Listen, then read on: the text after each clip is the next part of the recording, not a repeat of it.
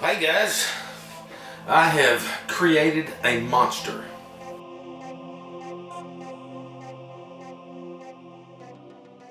Well, first off, back to the bug out bag. Thank you so much. I'm getting some really good responses. I'm going to get back to you about that. That's not really what this video is about. I just kind of want to tell you something that I've ran into just for you in future reference that I'm having a problem with. I created a monster, and I'll explain it to you in a second. But anyway, thanks again, guys. Water. That's what I'm hearing from everybody. And I understand water, but I also understand weight of water.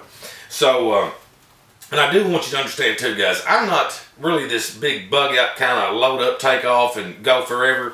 And most everybody says that they don't even, not most everybody, a lot of people say they don't like the term bug out bag. They like more get home bag. Well, that's kind of the way I always was, get home bag.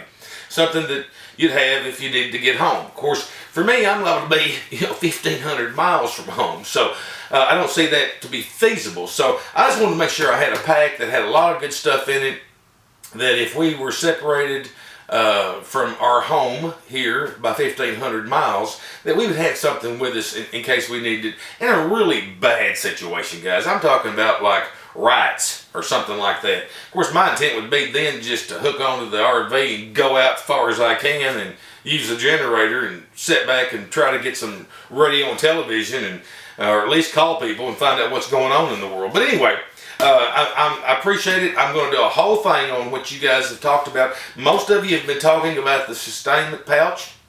I did do a little bit of videotaping on another thing that I did on this. Of course, I had said that I would connect this pouch to my pack, right? But then I thought, well, I need to be able to hand this off to someone like Mom or Tina. What's in this pouch right now is all the other pouches. I just did it to make it look full, okay? And there is a canteen in here, no water. So this gets a little heavy, but let me show you what I come up with. I come up with a way to, if I hand it off to somebody, they can take and pull out this, which is a paracord sling, all right, or like a rifle sling, and throw it over the shoulder. Now this is pretty good height for me, maybe a little lower, but I did make it to where it'd be really easy for me to adjust in length for different size people. I kind of measured this one up for my mother. You've got two 30-foot pieces of paracord and one 15-foot piece of paracord in here, which is continuous pieces.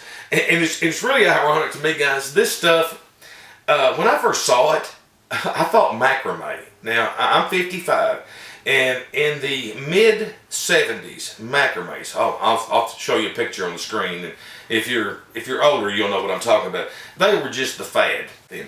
But anyway, that's what I've come up with on the way to carry it. You got a way to conceal it back in the bag and put it back on the pouch and do it. And I wanted to touch base on that. But now back to the monster, the Facebook group thing. Now you guys may all know a lot more about it than I do. I didn't realize what it was, but I got into that gun group thing. And then I'm sure there's survival groups and someone group, I don't know. But I made a gun group. One of my rules is you have to put where you're from. That way everybody knows, and there won't be that confusion. If there is confusion, that's because they don't know how to read, because it says in there what city they're in. But the problem I got is that I started getting ads for like t-shirts, and a lot of the people that were doing it were Asian. I don't know where they're from, but they're making t-shirts and they're trying to sell t-shirts. They're just trying to sell something on my gun group that has nothing to do with firearms. But this is the monster. That's not the problem. The monster is this. Is a few months ago I had made a video saying I would like to have help if you want to be an administrator. Well, I got messages from people like crazy saying don't do that.